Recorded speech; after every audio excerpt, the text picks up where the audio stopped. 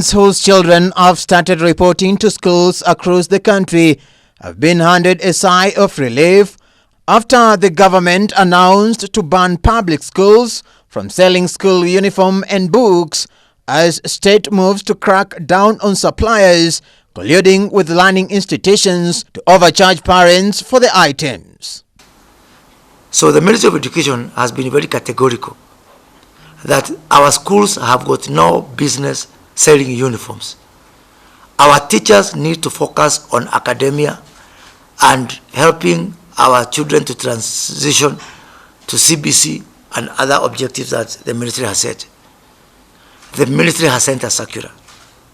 And as a matter of fact, the ministry will send another circular today to the schools that our parents have got absolute freedom and discretion on where to buy a uniform.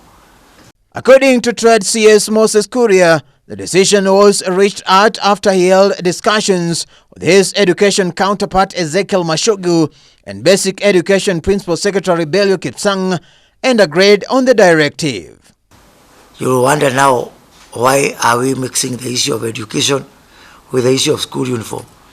This is because what is happening now is that some few people who have been enjoying this space of selling school uniforms, 3, 4, 5, a handful of distributors or manufacturers are colluding with our schools. So when you hear that a school is selling uniform, ask them, where are the sewing machines? How are your tailors? Who is being employed from this school? Most of the parents whom their children are set to join junior secondary school from January 30th this year are facing an uphill task of buying school uniforms and books. And we want to encourage our people there to make uniforms for our schools. Our schools are not going to be used as conduits by those people who are used to having it very easy, so that you can have the same people who are supplying me with uniform when I was in class 1 back in 1977. And now, 46 years down the line, they are the same people who want to continue with that system. It is unacceptable and it's unsustainable.